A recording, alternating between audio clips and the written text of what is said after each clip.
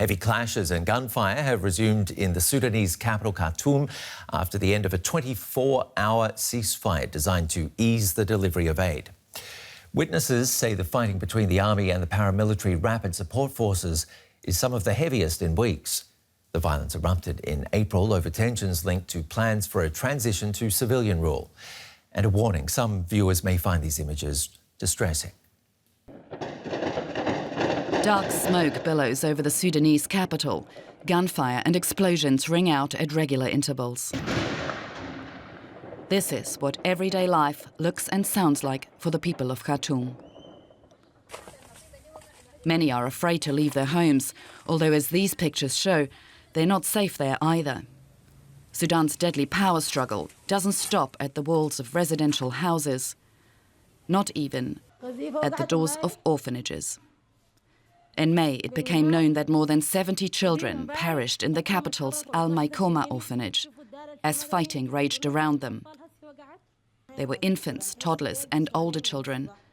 Most are said to have died from fever or a lack of food. Thanks to a rare pause in fighting, the remaining orphans have since been rescued.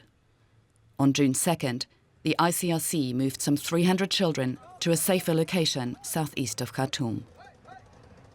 Children have been there for the past 6 weeks, so it was really for us really a relief to see that we could bring them to safety now. Despite the successful mission, the events at the Al-Maikoma orphanage are a brutal illustration of the humanitarian situation in today's Sudan. Aid agencies say there are millions of people who are in desperate need of food and medical aid, some of them trapped in dangerous locations that are difficult to reach. We are responding and we are providing support, but it's extremely challenging to meet all the needs and to reach everyone wherever they are. The war in Sudan started in mid-April, pitting the army, led by Abdel Fattah al-Burhan, against the so-called Rapid Support Forces, a powerful paramilitary group led by his former deputy, Mohamed Hamdan Daglo. The two groups had a falling out over merging the paramilitary force into the army, and long smouldering resentment erupted into open combat when the RSF moved into Khartoum. Soon after, the violence spread, leaving up to half of Sudan's population in need of aid.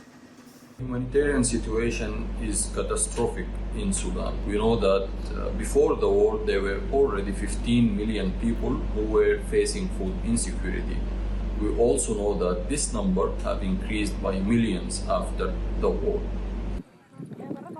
According to the UN, more than 400,000 people have fled to other countries, such as Chad, Egypt and the Central African Republic. But not everyone can make it out. The new conflict is thought to have caused an additional 1.4 million people to be internally displaced.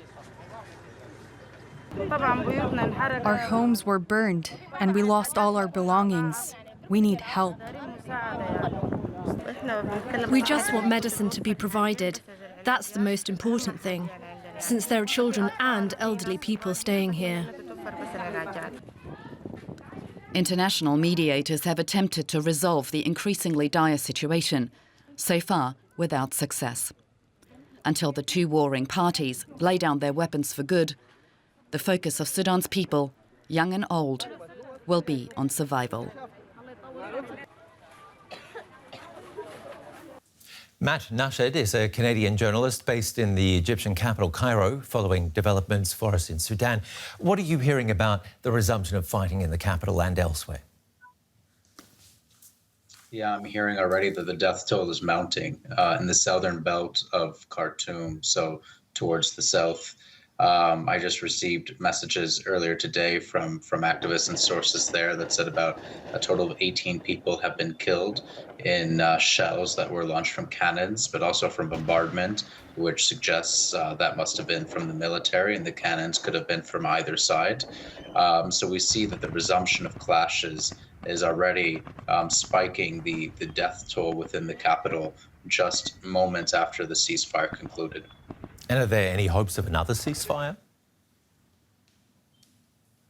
I think the ceasefires themselves have made people quite hopeless. I know there's been reports that the previous one, for instance, lasted 24 hours, resulted in a significant lull in violence, and it was relatively calm.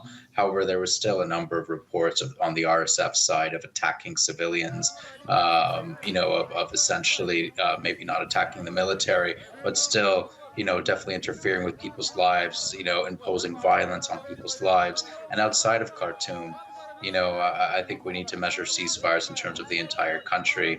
Violence was still raging in a number of other regions, which really doesn't seem to be part of the assessment of whether or not a ceasefire is successful or not. So while, there may be some hope, I wouldn't even say hope, there may be some desire for a bit more of a lull of violence in Khartoum in hopes that another ceasefire could be brokered. However, nobody's under any illusions that any of these ceasefires has in fact actually spared civilians in their entirety, maybe just offering a semblance of relief for people to catch their breath at the absolute best.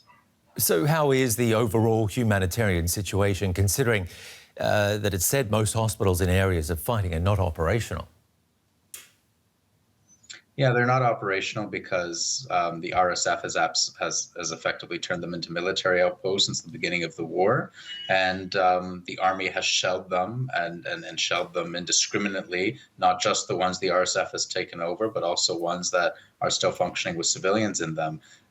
They are hardly functioning. Almost every single major hospital with an ICU unit has been taken over or has been destroyed by the warring parties.